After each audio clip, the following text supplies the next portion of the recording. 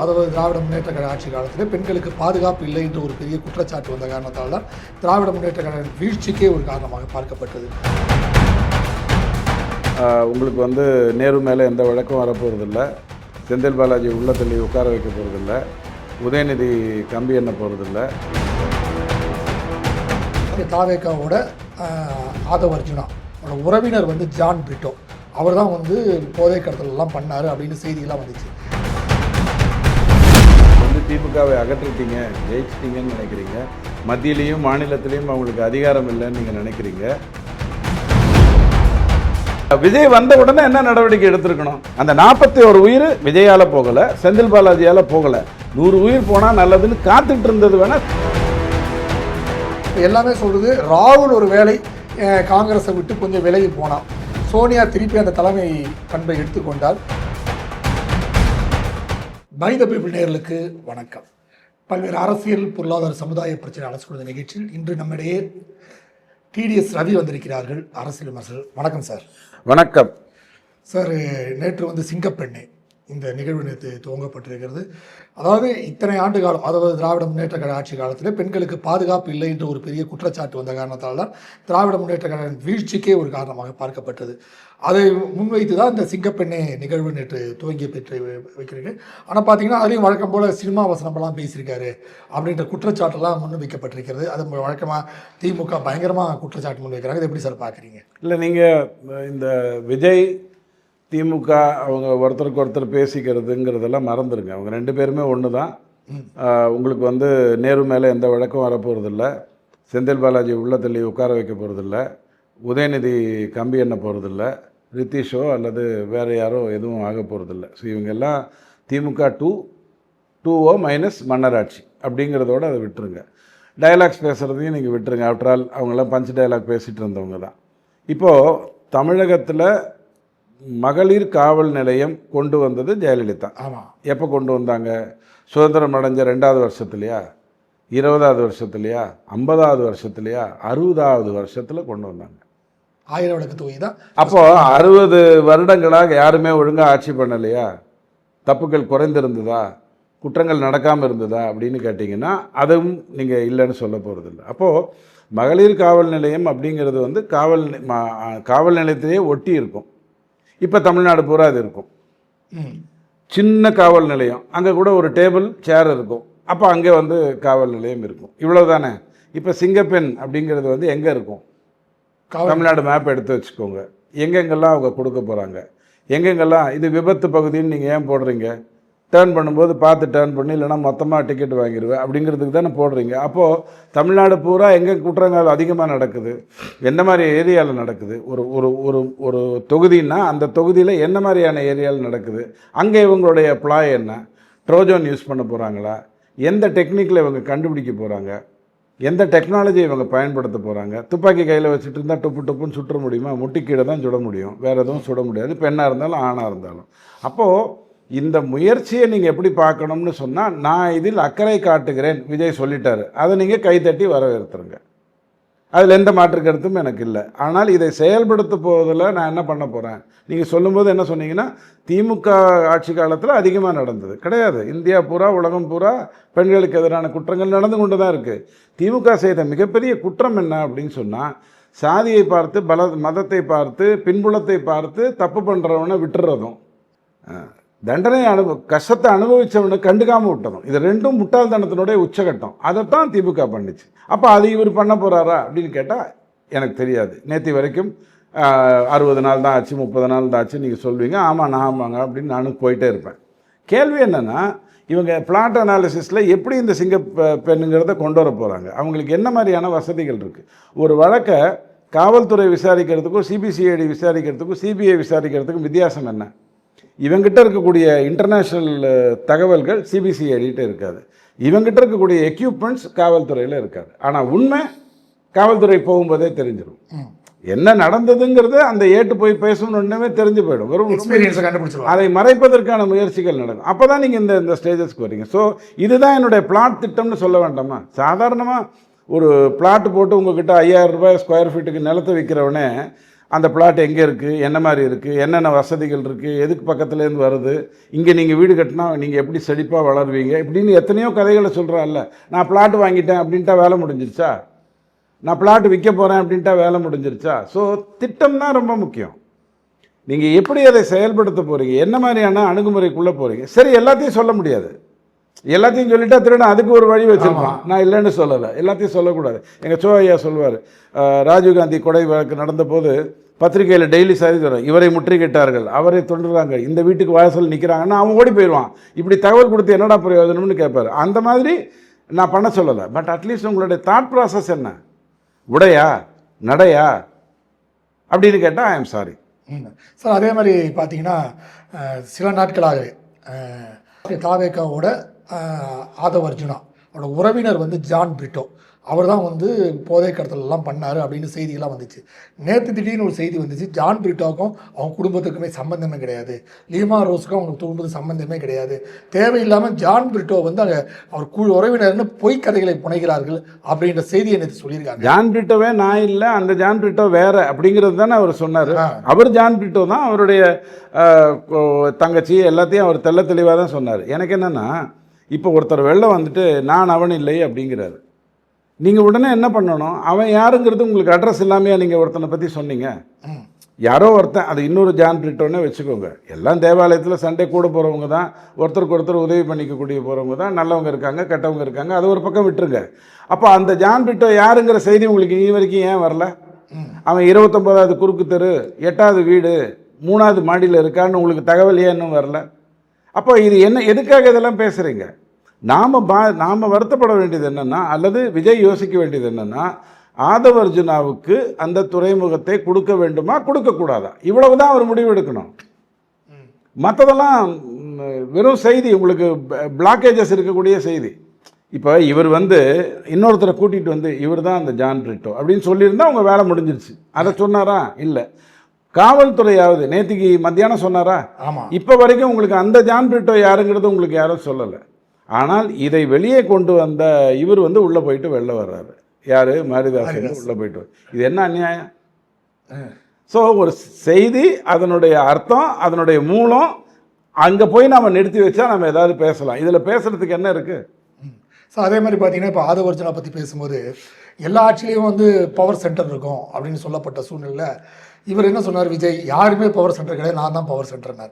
அப்போ இப்போ என்ன சொல்கிறாங்க, எல்லாருமே வந்து ஆதவ் அர்ஜுனா தான் பவர் சென்டர். ஏன் திருமாவளவனோ யாராக இருந்தாலும் அவர்கிட்ட அமைச்சரவையில் பேசுவது, எல்லாம் பேசுறது, கரூர் பிரச்சனை போன்ற விஷயங்கள்லாம் டீல் பண்ணுறது ஆதவ் அர்ஜுனா தான். ஸோ ஆதவ் அர்ஜுனா தான் தாவேக்காவோட பவர் சென்டர் அப்படின்னு சொல்லப்படுது. இது எப்படி சார் பார்க்குறீங்க? நம்ம அதிமுகவில் இருந்தார், அவர் பேர் மறந்து, ஜெயக்குமார், அவர் தான் எல்லாத்துக்கும் பேசுவார். டி ஜெயக்குமார். ஆமாம். அவர் அவங்களுக்கு வந்து அதிமுகவுடைய பொதுச் செயலாளர், எடப்பாடி தான் பொதுச் செயலாளர். பிரச்சனை வந்து யார் உங்ககிட்ட பேசுகிறாங்கங்கிறது இல்லை, யார் முடிவெடுக்கிறாங்கங்கிறது தான் பிரச்சனை. இந்த 18 டிஸ்க்கு ஹார்ட் டிஸ்க்கு தொலைஞ்சு போச்சு, அப்புறம் திடீர்னு கிடச்சிருச்சு, ஒன்று மட்டும் எங்கேயோ காணாமல் போயிடுச்சு, அதில் என்ன இருக்குன்னே எனக்கு தெரியாது அப்படின்னா உன் சிஸ்டமே தப்பு. எந்த ஹார்ட் டிஸ்கில் என்ன இருந்ததுங்கிற தகவல் நீ வச்சுருந்தீன்னா தான் நீ வந்து கரெக்டான ஒரு ஆள். அதை அப்புறம் பார்த்துப்போம். இப்போது அவனை பற்றி ஒரு தகவல் வருது, உடனே ஆதவ் அர்ஜுனா வந்து ஒரு மீட்டிங் போடுறாரு, அதில் வெண்டார்ஸோடலாம் பேசுகிறாரு. வெண்டார்ஸ் எல்லாம் வந்து வெளில வந்து உங்களுக்கு என்ன சொல்கிறாங்க, இந்த டெண்டர் சிஸ்டம் நல்லா இருக்குது, இங்கே லஞ்சம் இருக்காது, ஊழல் இருக்காது. ஒரு மண்ணும் நடக்கலை. தேர்தலுக்கு 2 மாதம் முன்னாடி திமுக 4000 கோடிக்கு மேலே இருக்கக்கூடிய அத்தனை ப்ராஜெக்டையும், அது இன்றைக்கி நடக்க போகுதோ, இன்பநிதி காலத்தில் நடக்க போகுதோ, இல்லை வேற ஒரு காலத்தில் நடக்க போகுதோ, எல்லாத்துக்கும் டெண்டர் விட்டாங்க. நீங்கள் அதை கேன்சல் பண்ணுறேன்னு சொல்லணும், அல்லது நான் வந்து இந்த டைமில் அதை கொண்டு வர போகிறேன்னு சொல்லணும். இந்த ரெண்டுத்தில் ஏதாவது ஒன்று தான் வரணும். நீங்கள் ரொம்ப நல்லவர், நான் ரொம்ப வல்லவர், இது 2 பேர் பேசி என்ன பிரயோஜனம் உங்களுக்கு? அன்புமணியன் இதான் சொல்லியிருக்காரு, இந்த ஆட்சியில் வந்து லஞ்ச லாவணி எதுவுமே இல்லாமல் சிறப்பான ஆட்சியாக நடைபெற்றுக்கிட்டு சொன்னார் நேற்று. பாருங்க, நான் வந்து ஒருத்தரை பாராட்டும் போது 2 வரி எக்ஸ்ட்ரா பாராட்டலாம், விமர்சிக்கும் போது 2 வரி கம்மியாக விமர்சிக்கணும். இதுதான் ஒரு நல்ல மனுஷனுக்கான அழகு. அன்புமணி எப்போதுமே அந்த விஷயத்தை தான் பண்ணுவார். இப்போது கடைசி காலத்தில் 4.5 வருஷத்துக்கு அப்புறம் ஸ்டாலின் ஆட்சி அவ்வளோ அருமையாக இருக்குதுன்னு ரவீந்திரநாத்லேருந்து நிறைய பேர் சொல்லும்போது நீங்கள் சந்தோஷப்பட்டீங்களான்னு? அது பொய்ன்னு உங்களுக்கு தெரியும். ஸோ அந்த மாதிரியான செய்தி தான். ஸோ இப்போ இந்த ஆட்சியில் லஞ்சம் இருக்காது, ஊழல் இருக்காதுங்கிறதுக்கு நீங்கள் சொல்ல போகிற காரணம் என்ன? விஜய்க்கு பணம் தேவையில்லை, கரெக்டாக பெரிய பணம்லாம் எதுவும் தேவையில்லை. அதனால் அவர் லஞ்சம் வாங்க போகிறதில்ல. அப்போ அவர் ஒருத்தர் வந்திருக்கிறதுனால எல்லாரும் அதே மாதிரியே இருப்பாங்க, நம்பலாம். நான் வேண்டான்னு சொல்லலை. நான் ஏற்கனவே இந்த உதாரணத்தை பலமுறை சொல்லியிருக்கேன். மார்ச் 23 முன்னாடி நீங்கள் சென்னையில் எந்த ரோட்டில் போனாலும் முக்கியமான ஸ்பாட்டில் 4 டிராஃபிக் போலீஸ் இருப்பாங்க. உங்ககிட்ட வந்து ஹெல்மெட் நீங்கள் போடலைன்னா உங்ககிட்ட இருந்து 200 ரூபாயோ 400 ரூபாயோ வாங்குவாங்க. தேடி பிடிப்பாங்க. அவ்வளோ பெரிய டிராஃபிக்கில் அந்தாலே எங்கெங்கெங்கப்பா அப்படின்னு பிடிப்பாங்க. அந்தளவுக்கு என்னது ஸ்காட்லாண்ட் யார்டு போலீஸ் மாதிரி அந்த வேலையை ஒழுங்காக பண்ணுவாங்க. இன்றைக்கி அவங்க இல்லை. அப்போனா என்ன அர்த்தம்? அரசு நிர்பந்திக்கலை. இல்லைன்னா போக்கத்த வேலையா? போக்குவரத்து காவல்துறைக்கு வந்து உங்ககிட்ட வந்து ஒரு 200-300 ரூபாய் வாங்குறதுக்கு இதில் உட்காந்தாலே அவனாலும் வாங்க முடியும், பெரிய விஷயம் இல்லை. அப்போது நிர்பந்தம் எதுவும் இல்லை. என்றைக்கு நீங்கள் ரோட்டில் திருப்பி அதே போலீஸ் வந்து இந்த 200-300 வாங்குறாங்கன்னு நினைக்கிறீங்களோ அப்போ லஞ்ச லாபம் நடந்துருச்சுன்னு நீங்கள் புரிஞ்சுக்கலாம். இதுக்கு பெரிய உங்களுக்கு தினமலரோ தினத்தந்தியோ தினகரனோ தேவையில்லை, சிம்பிளாக சொல்கிறதா இருந்ததுன்னா. ஸோ இந்த ஆட்சியில் இன்னி வரைக்கும் இல்லை. ரொம்ப சந்தோஷம். அதனால் நாட்டுக்கு ஏதாவது பிரயோஜனம் இருக்கா அப்படின்னு கேட்டால் எனக்கும் உங்களுக்கும் என்ன கவலை? டெண்டர் விடுறவன், இப்போ உதாரணத்துக்கு சொல்கிறேங்க, சாராய வியாபாரத்தில் 20 கோடியோ 30 கோடியோ இவங்க வந்து கட்சி நிதின்னு கொடுத்துட்டு இருந்தாங்க. அதை நான் அரசுக்கு கொண்டு வந்துட்டேன். உடனே கை தட்டியாச்சு. உங்களுக்கு எதாவது பிரயோஜனம் இருக்கா? அந்த குடித்தானே, சாராயம் குடித்தானே, அவனுக்கு 1 ரூபா கம்மியாயிருக்கா? இப்போது இந்த 20 கோடி அரசுக்கு போகிறதுனால அவனுக்கு 1 ரூபா சாராயம் 185 ரூபா சரக்கு 184 ரூபாய் கிடைக்க போதா? இல்லை. அவன் கொடுக்குறத கொடுத்துக்கிட்டு தான் இருக்க போகிறான். இது வந்து இங்கே போகிறதுக்கு பதிலாக இங்கே போயிருக்கு. இப்படி ஒரு பிரச்சனைக்கு நீங்கள் தீர்வு காணி அதெல்லாம் பத்திரிகை செய்தியாக கொண்டு வருவீங்கன்னா எங்களுக்கு ஆர்எஸ் பாரதியே அதை ஒழுங்காக பண்ணிக்கிட்டு இருந்தார். சார், இன்னொரு விஷயம், நீங்கள் முதல்ல பேசும்போது கே.என். நேரு அவரோட வழக்கு பெரிய அளவில் பாதிக்கப்படாது, அவர் மேலே நடவடிக்கை எடுக்கப்பட மாட்டாதுன்னு சொல்லியிருக்கீங்க. ஏன்னா ஃபஸ்ட்டு கே.என். நேரு பார்த்து அப்புறம் பாலாஜியை பார்ப்போம். First K.N.. நேரு வந்து வழக்கு எடுத்திருக்காங்க.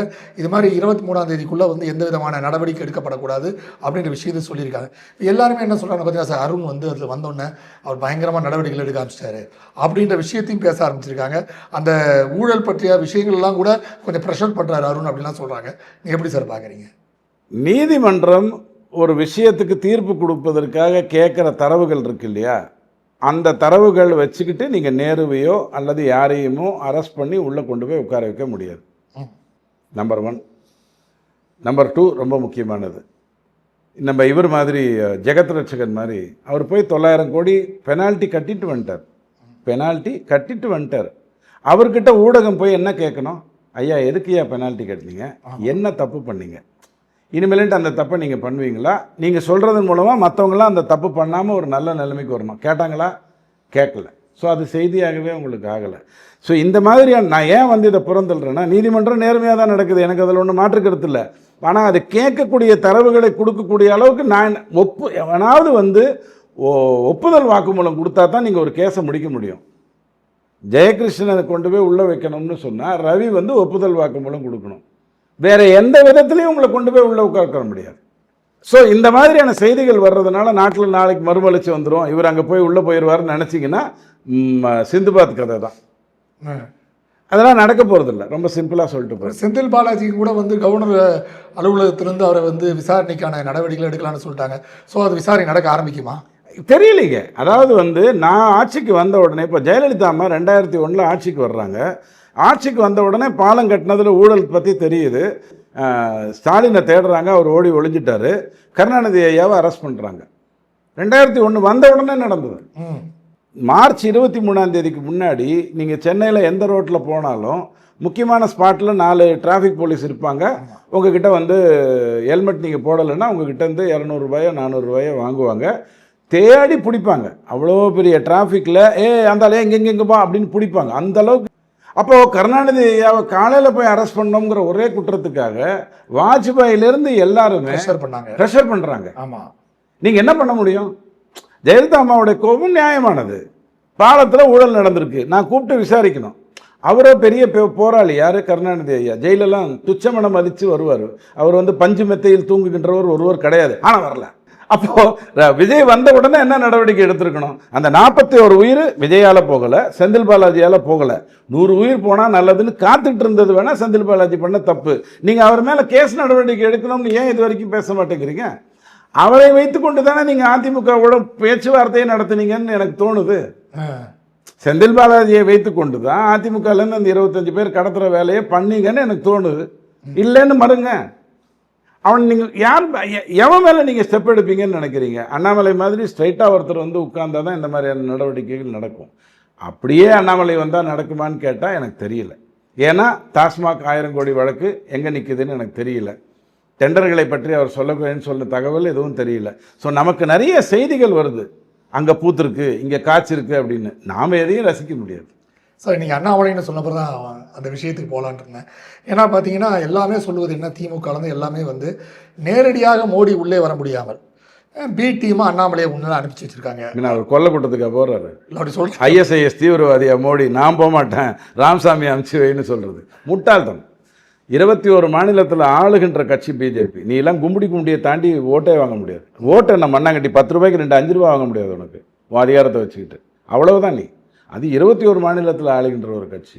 வளர்ச்சிங்கிறது வந்து சும்மா சாதாரணமாக வரல. இன்றைக்கி 5 ட்ரில்லியன் எக்கானமி பற்றி டைம்ஸ் ஆஃப் இந்தியாவில் ஒரு செய்தி வந்திருக்கு. நாம் 4 வருஷம் முன்னாடியே அதை அச்சீவ் பண்ணியிருப்போம்.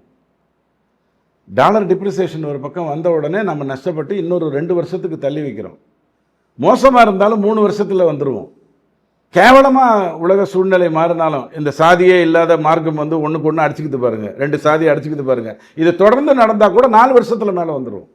அப்படி ஒரு வளர்ச்சி பாதையை போயிட்டு இருக்கிறவர் அவரால் வர முடியாதுங்கிறதுக்காக முகமுடி போட்டு இவரை அனுப்புகிறாரா? ஸ்டாலினால் பேச முடியாதுங்கிறதுக்காக சபரீசன் அனுப்புகிற மாதிரி எடப்பாடியோட பேசி ஆட்சி அமைச்சோம்னா நல்லதுன்னு ஸ்டாலின் வந்து பேச முடியாதாம்மா? சபரீசன் அனுப்புவாராம்மா? அவர் ஃபோனில் பேச. மோடிக்கு வேறு வேலை இல்லையா? அண்ணாமலையுடைய போக்கும் பழக்கமும் அவருடைய செயல்பாடும் ஒரு கட்சியாக நடத்துவதற்கு பயன்படாது. பட் ஒரு இயக்கமாக நடத்தி அது பின்னாடி கட்சியாக வந்ததுன்னா அதுக்கு வாய்ப்புகள் இருக்குது. ஏன்னா அதெல்லாம் சுயம்பு, தானே தோன்றுகின்ற ஒரு விஷயம். அதை நீங்கள் கொண்டு வந்து ஒரு உதாரணத்துக்கு சொல்கிறேன், கிருபானந்த வாரியாரை கூட்டிகிட்டு வந்து மெட்ராஸ் யூனிவர்சிட்டி ப்ரொஃபஸராக நீங்கள் மாற்ற முடியாது. அவர் சிவா விஷ்ணு கோயிலில் பேசினா தான் எடுபடும். அவருக்கு தனியாவர்த்தனம் தேவையில்லை, மிருதங்கம் தேவையில்லை, தம்புரா தேவையில்லை. ஸோ அண்ணாமலை சுயம்பு. நீங்கள் அவரை இந்த கட்சிக்குள்ளே வச்சுக்கிட்டு நீங்கள் ஒன்றும் பண்ண முடியாது. அவர் தனியாக போய் தமிழகத்தை காப்பாற்றுவார் அப்படிங்கிற நம்பிக்கை எல்லாருக்கும் இருக்கா? அதை அவரை செய்ய விட்டுட்டு நீங்கள் மாட்டுக்கு உங்கள் வேலையை பாருங்கள். முடிஞ்சால் மாரிதாஸ் மாதிரி ஒரு ஆளை தூக்கி கொண்டு வந்து கட்சியின் தலைவராக கொண்டு வாங்க, இல்லை தேஜஸ்வியை கொண்டு வாங்க. இந்த கட்சி வளரணும்ல. பாஜக என்ன சும்மா உட்காந்துருக்குமா? அப்போ அது பண்ணுறதுக்கு பண்ணுங்க. பட் தேஜஸ்விலாம் கர்நாடகா வச்சு அவர் எப்படி தமிழகத்துக்கு பாருங்க, யாராக இருந்தாலும் அவருடைய என்ன முதல் செய்தியே என்ன வரும்? அவர் கட்டிய மனைவி தமிழகத்தை சார்ந்தவர். உங்களுக்கு என்னங்க லூப்பு கொடுக்கறதுக்கு உங்ககிட்ட வழி கிடையாதா? அவர் இந்த நாட்டில் இருக்கணுங்கிற அவசியமே கூட கிடையாது. அதாவது ஒரு கட்சியின் தலைவராக பிஜேபி அடுத்தது யாரை தேர்ந்தெடுக்கணும்? இப்போ அண்ணாமலை ஒன்றும் கட்சியின் தலைவராக இல்லை, கட்சியின் முக்கிய மனிதராக இருந்தார். இப்போ அவர் வெளில போயிட்டார். ஸோ பிஜேபி தன்னை வளர்த்துக்கொள்ள என்ன பண்ணணும், எப்போ அது ப்ரையாரிட்டி வச்சுருக்கு? இப்போ உத்தரப்பிரதேஷ் வந்து நிறைய செஞ்சால் தான் யோகியால் திருப்பி ஜெயிக்க முடியுங்கிற ஒரு சூழ்நிலை இருக்குது. 50-50 தான் இருக்குது, ஆட்சி போயிடுங்கிற பொசிஷனில் தான் இருக்குது. அப்போ அதை ஃபோக்கஸ் பண்ணுவாங்க. இங்கேக்கு வந்து இப்போ நயனார் பார்த்துக்கிட்டு இருக்காரா, சந்தோஷம்னு விட்டுருவாங்க. ஸோ இதுக்கும் அண்ணாமலையை ஒரு முகமாக கொண்டு வர்றதுக்கும் சம்பந்தமே கிடையாது. சபரீசனுடைய பி டீம் விஜயாங்கிறத வேணால் ஸ்டாலின் ஐயா கொஞ்சம் யோசிச்சா தப்பு கிடையாது. ஏன்னா எனக்கு உள்குத்து சபரீசன் தான் விஜயை உருவாக்கி, ஏன்னா இந்த குடும்பத்திலேருந்து வெளில வர முடியாது, இது உதயநிதி இன்ப நிதின்னு ஓடிக்கிட்டு இருக்குதா, இதை சைட்லைன் பண்ணுறதுக்காக கொண்டு வந்தாரான்னு நீங்கள் போய் அதை பற்றி யோசிங்கன்னு தான் நான் சொல்லுவேன். சார் இப்போ இந்தி கூட்டணி இதில் இப்போ திமுக இல்லாத ஒரு கூட்டணியாக இருக்குது. அவங்க சொல்லியிருக்காங்க காங்கிரஸ் இல்லாத இந்தி கூட்டணி தான் நாங்கள் பங்கேற்போம் அப்படின்னு திமுக சொல்லியிருக்காங்க. ஆனால் இன்னொரு விஷயம் பார்த்தீங்கன்னா அவங்க கொண்டு வந்த தீர்மானங்களே நாங்கள் ஏற்போம் அப்படின்ற விஷயத்தையும் திமுக சொல்லுது. ஸோ இப்போ மம்தா பானர்ஜி அவங்க வேலையில் அங்கே போயிட்டாங்க, நேரம் டெல்லியில் போய் செட்டில் ஆகிட்டாங்க. இப்போ இந்திய கூட்டணியில் திமுகவோட பங்களிப்பு பெரிய அளவில் இல்லை. இப்போ எல்லாமே சொல்கிறது ராகுல் ஒரு வேலை காங்கிரஸை விட்டு கொஞ்சம் விலகி போனான், சோனியா திருப்பி அந்த தலைமை பண்பை எடுத்துக்கொண்டால் திமுக போன்ற கட்சிகள் திருப்பி போய் இணைவதற்கு சாத்தியக்கூறு இருக்குன்றாங்க. எப்படி சார் பாருங்க? அப்போ கூட பாருங்க, அப்பனுடைய பையன் இங்கே முதலமைச்சர் ஆகிற மாதிரி பையனுடைய அம்மா தான் அங்கே வரணும்னு சொல்கிறாங்க. அதை நீயே முடிவு எடுக்கிற. ராகுல் இருக்கக்கூடாதுன்னா வேற யாராவது வந்துட்டு போட்டோமே. ஒரு ஓபிசி தலைவர் சித்தராமையா சும்மா தானே இருக்காரு, அவர் தூக்கி கொண்டு வந்து உட்கார வைங்க. அது உங்கள் பிரச்சனை, நீங்கள் ஏன் அதை சொல்கிறீங்கன்னு வேண்டாம். ஐயா, இந்தி கூட்டணி அப்படிங்கிறது வந்து இன்றைக்கு தோற்றவர்களுடைய முகாமாக இருக்குது. தோற்றவர்கள்னால் என்ன? பாராளுமன்றத்தில் இல்லை, சட்டமன்றத்தில் தோற்றவர்கள், ஏறத்தாழ காணாமல் போனவர்கள். நேற்று அருண் அதான் சொன்னார், டுட்டோரியல் காலேஜ். ஆமாம், இப்போ அது வந்து உங்களுக்கு என்ன ஆகிப்போச்சுன்னா, அல்டிமேட்லி வெஸ்ட் பெங்காலில் இன்னொரு 15-20 வருஷத்துக்கு மமதா வருவதற்கு வாய்ப்பில்லை. கட்சியில் ஓட்டணும், கூட ஓட்ட முடியாது, ஏன்னா கூட அந்த பக்கம் போயிடுச்சு அப்படின்ற மாதிரி உட்காந்துருக்கணும். கெஜ்ரிவாலுடைய நிலைமை உங்களுக்கு தெரியும். அவர் என்ன பஞ்சாபை வந்து தோக்க போகிறாரு, ரொம்ப தெளிவாக தெரிஞ்ச ஒரு விஷயம். இப்படி தோற்றவர்களின் ஒரு முகாமாகத்தான் அது இருந்துக்கிட்டு இருக்கு. என்னை பொறுத்த வரைக்கும் இந்தி கூட்டணி ரொம்ப ஸ்ட்ராங்காக வரணும். ஏன்னா காங்கிரஸ் தான் பிஜேபிக்கு ஆப்போசிட்டாக இருக்கணும். எங்கள் சோ ஐயா எப்போதுமே என்ன சொல்லுவார், காங்கிரஸ் பிஜேபின்னு இருந்தால் தான் நாடு வளரும், மாநில கட்சிகளை வளர்த்து விட்டிங்கன்னா அது ஆபத்தில் தான் கொண்டு போய் விடும்னு. இப்போ நீங்கள் தேவையில்லாமல் திமுக வளர்த்து விட்டு 2 நாளைக்கு முன்னாடி அங்கே மீட்டிங் நடக்குது, போஸ்டர் பூரா ராகுலை திட்டியதை வந்து திமுக தான் ஆர்கனைஸ் பண்ணி போடுது. இந்தியில் 2 நாள் உட்காந்து பேசுகிறாங்க. 2 நாள் உட்காந்து ஏங்க இவங்களுக்கு ஹிந்தியில் கவிதையெல்லாம் எழுதுவாங்க, சும்மா பணம் வாங்குறவனுக்கு என்ன. அப்போது போடுறாங்க, 2 நாள் உட்காந்து அவங்க பேசுகிறாங்க. பேசி முடிச்சுட்டு வந்து திருமாவளவன் ஐயா கிட்ட, ஐயா எப்படி இருந்ததுன்னு கேட்டால், காங்கிரஸ் அறிவை வளர்த்து கொள்ள வேண்டும், ராகுல் காந்தி யோசிக்க வேண்டும். இவர் உட்காந்து அட்வைஸ் கொடுத்துட்டு இருக்காரு. யாருக்கு? ராகுல் காந்திக்கு. அப்புறம் 2 நாள் அங்கே உட்காந்து என்ன பண்ணிட்டு இருந்த, என்ன தீர்மானம் போட்டீங்க, மோடி அகற்றுவதற்கு என்ன ஏற்பாடு பண்ணீங்க, இல்லை இந்த மாதிரி ஏதாவது ஜென்சி ஏதாவது வரும், புரட்சி கிரட்சி ஏற்படுத்தி நாட்டையே சுடுகாட்டாக மாற்றி அதற்கப்புறம் மோடியை விரட்டி விட்டுட்டு நாம் வரலான்னு நினச்சிட்டு இருக்கியா? இது எல்லாமே பேச்சுக்கு வரல. ஸோ இந்த மாதிரியான நோக்கம் இருக்குது. இவங்க கொள்கை ரீதியாக ஒத்து வரணுங்கிற அவசியம் இல்லைங்க. மமதாவும் ராகுல் காந்தியும் எப்படி கொள்கை ரீதியாக ஒத்து வருவாங்க? அவங்களுக்கு எல்லாமே 40+ குண்டாஸு, இவருக்கு எல்லாமே 20+ வேண்டாஸு, தேவையில்லாத புறம்போக்குகள் தான் இவருக்கு வேணும். அப்போ இதுங்க ரெண்டும் சேர்ந்து என்ன பண்ணும்? பட் மோடியை அகற்ற வேண்டும். பிஜேபி நாட்டை ஆளக்கூடாது. இந்தியாவில் மாநில கட்சிகளுக்கான சுயாட்சி தான் வர வேண்டும்னா அதை பற்றி சிந்திப்பதற்கான ஏற்பாடு என்னவோ அதை தான் இவங்க பண்ணணும். சரி, அதை விட்டுட்டு திமுக திருப்பி கொண்டு வான்னா, அவர் திரும்பி நிற்கிறது எதனால? இவர் ஜம்ப் பண்ணி ஓடி போனதுனால தான். அவர் எப்படி அதை மன்னிச்சுட்டு வருவார்? சொல்லிட்டு போயிருந்தீங்கன்னா அவரே விட்டுருப்பாரு. அந்த டிவிஎஸ்சி கேஸ் எல்லாம் ஒழுங்காக க்ளோஸ் பண்ணணும், விஜய் எதையாவது ஓப்பன் பண்ணால் நீங்கள் அப்போஸ் பண்ணணும், அவர் வாயில் திறந்தாலே நீங்கள் உடனே எதிர் விமர்சனம் பண்ணணும்னு அட்வைஸ் கொடுத்து அனுப்பியிருப்பார் பல்லக்கு தூக்கிய. பட் ஒரு தூக்கி ஓடி போயிடுச்சு. அப்போ கோபம் வரதானச்சு. சரி, இப்போ பார்த்தீங்கன்னா இந்த ஒரு பக்கம் போயிடுச்சு. இப்போ திமுக அகில இந்திய அளவில் கிரிப் இல்லாமல் இருக்காங்க, என்ன பண்ணுறதுன்னு தெரியாமல் இருக்காங்க. இப்போ அவங்க என்ன சொல்கிறாங்க, சைமல்டேனியஸாக நாங்கள் காங்கிரஸ் பாஜக இல்லாத ஒரு கூட்டணியை உருவாக்குவோம் இந்தியா முழுவதும் அப்படின்றாங்க. அது ஏன்னா காங்கிரஸ்னால் ஒரு இமயமலை முதல் குமரி வரைக்கும் ஒரு லைன் இருக்குது, அவங்களுக்கு இருக்குது, பிஜேபிக்கு ஏற்கனவே இருக்குது. ஆனால் இது இல்லாமல் ஒரு தேசிய கட்சி, 2 தேசிய கட்சி இல்லாமல் நாங்கள் வந்து தனி கூட்டணி இவர் 2க்கும் எதிர்ப்பாக நடத்துவோன்றாங்க. இதெல்லாம் சாத்தியக்கூறா சார்? இது உள்ளாட்சி தேர்தலில் திமுக கோரத்தாண்டவம் ஆடும். உள்ளாட்சி தேர்தலில் தாவேகா பக்கம் கொடுப்பாமல் இருக்கிறதுக்கான எல்லா வேலைகளையும் அது செய்யும். உங்களுடைய ஃபோக்கஸ் எல்லாம் உள்ளாட்சி தேர்தலில் திமுகவை தூக்கி எறியறதுக்கான வேலையை பண்ணணும். அதை மட்டும் நீங்கள் சரியாக பண்ணிட்டீங்கன்னு சொன்னால் இந்த உதார விடுற வேலையெல்லாம் திமுக அடங்கி போயிடும். நீங்கள் வந்து திமுகவை அகற்றிட்டீங்க, ஜெயிச்சிட்டிங்கன்னு நினைக்கிறீங்க, மத்தியிலையும் மாநிலத்திலையும் அவங்களுக்கு அதிகாரம் இல்லைன்னு நீங்கள் நினைக்கிறீங்க. அவங்களால டெல்லியில் போய் எங்கிட்ட இருக்கிற காசு ஏகப்பட்ட காசுங்கிறதுனால நீங்கள் இப்போ சொல்கிறதெல்லாம் நடக்கும்னு கூட நினைக்கிறீங்க. இதெல்லாம் தூக்கி போட்டுருங்க, புறந்தள்ளிருங்க. திமுகவை நீங்கள் வேரோடு அகற்ற வேண்டும்னு சொன்னால் உள்ளாட்சி தேர்தலை நேர்மையாக நடத்தி அதில் தாவேகா வெற்றி பெறுவதற்கான ஏற்பாடை பண்ணணும். அதிமுக பிஜேபி அதனுடைய இதை வந்து ஏற்பாடு பண்ணணும். அதுக்கு பிஜேபி வந்து நான் அதிமுகவோட சேர்ந்து இந்த உள்ளாட்சியை கலந்து கொள்கிறேன்னு சொல்கிறதுக்கு பதிலாக தனக்கான ஒரு முகத்தை, அது நயனாராக இருந்தாலும் யாராக இருந்தாலும் தெளிவாக போல்டாக சொல்லி இவர் தான்னு சொல்லணும். அந்த உள்ளாட்சி தேர்தல் மட்டும்தான் இன்றைக்கி நம்ம கண்ணை உறுத்தணும். மற்ற விஷயங்கள் எல்லாமே நமக்கு போக்கற்ற வேலை தான். சும்மா ஜாலியாக படிச்சுட்டு போயிடலாம் அப்படிங்கிற மாதிரி, அதாவது யாருமே இல்லாத கலையில் ஏன்டா தீயாட்டுறேங்கிற மாதிரியான மேட்டராக விட்டுட்டு போயிடணும். இதில் என்ன பண்ண போகிறாங்க? திமுகவை உள்ளாட்சி தேர்தலில் ஜெயிக்கிறது ரொம்ப கஷ்டம். ஆமாம், கட்டமைப்பு ரொம்ப கஷ்டம். பிஜேபியில் இருக்கிறவங்களுக்கு ஒரு கருத்து சொல்ல விரும்புகிறேன். 60 வயசில் கூட வீட்டில் ஒருத்தர் இருந்தால் அவர் ஏதாவது ஒரு விதத்தில் வேலைக்கு போகணுன்னு நினைக்கிறாரு. 50 வருஷமாக நான் உழைச்சிட்டேன், இனிமையே நான் ஏன் போய் உழைக்கணும்னு அவர் நினைக்கல. நீங்களுமே உங்கள் வீட்டில் ஒரு 60 வயசுக்கு இருந்த அவர் வந்து போய் ஒரு 5000 10,000 சம்பாதிச்சுட்டு வந்தால் இருக்கட்டுங்க, அவர் ஒரு ஆக்டிவாக இருப்பாருன்னு நீங்கள் நினைக்கிறீங்க. இது சாகிற வரைக்குமான முயற்சி, லாஸ்ட் வரைக்குமான முயற்சி.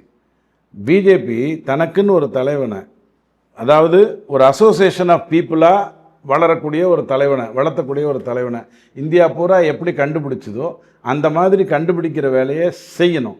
அது 6 மாதத்தில் செய்யலாம், 1 வருஷத்தில் செய்யலாம், 2029 கொண்டு வரலாம். அது வரைக்கும் காரியகர்த்தாக்கள் தங்களுடைய வேலையை எப்படி அந்த 60 வயசுக்காரர் ஒரு 5000 ரூபாய்க்காக வேலைக்கு போகிறாரோ, அல்லது வேலை கிடைக்காம ஒரு பையன் வந்து திரும்ப வேலைக்கு ட்ரை பண்ணுறானோ, அந்த முயற்சிக்குள்ளே தளர் விடாமல் இருக்கணும். இது பிஜேபிக்கான கருத்து. திமுகவை பொறுத்த வரைக்கும் அவங்க நல்லா சம்பாதிச்சிட்டாங்க. ஒரே வரியில் முடிச்சிடுறேன். கிட்டத்தட்ட பல லட்சம் கோடியை ஒரு 13 குடும்பங்கள் வச்சுருக்கு. இவ்வளவு நாளாக தமிழ் பேசி தமிழ் கதையெல்லாம் சொல்லி சம்பாதிச்சுட்டு போயிடுச்சு. இதெல்லாம் ரிட்டையர் ஆகி எங்கெங்கேயா போய் செட்டில் ஆகணும்.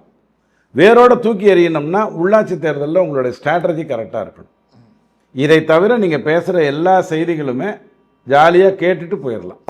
கண்டிப்பாக சார். உங்கள் நேரத்தை ஒதுக்கி போயிட்டு மிக்க மகிழ்ச்சி. நன்றி சார். நேரிலே மீண்டும் அடுத்த நிகழ்ச்சியில் சந்திப்போம். அதுவரை நன்றி, வணக்கம்.